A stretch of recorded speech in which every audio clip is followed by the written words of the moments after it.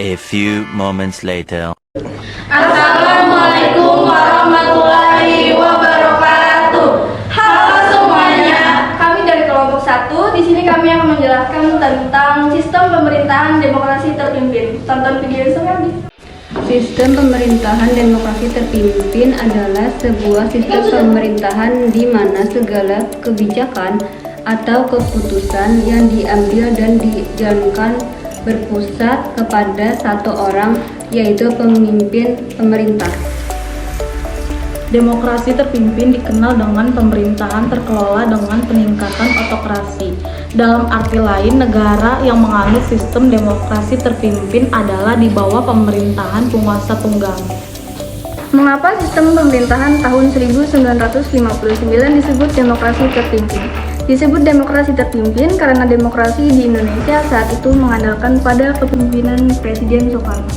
Demokrasi terpimpin merupakan reaksi terhadap demokrasi liberal atau parlementer karena pada masa demokrasi parlementer kekuasaan presiden hanya terbatas kepada negara, sedangkan kekuasaan pemerintah dilaksanakan oleh partai.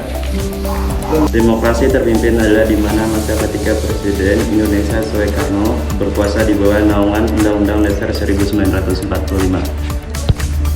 Dan demokrasi terpimpin sendiri adalah sebuah sistem demokrasi yang seluruh keputusan serta pemikiran terpusat pada pimpinan negara.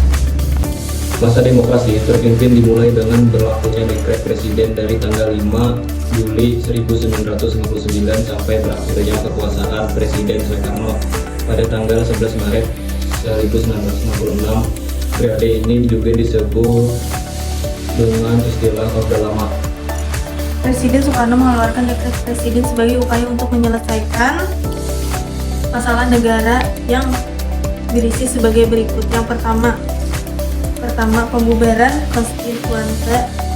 Yang kedua, tidak berlakunya Undang-Undang Dasar 1950 dan berlakunya kembali Undang-Undang Dasar 1945. Dan yang ketiga, pembukaan MPRS dan DPRS.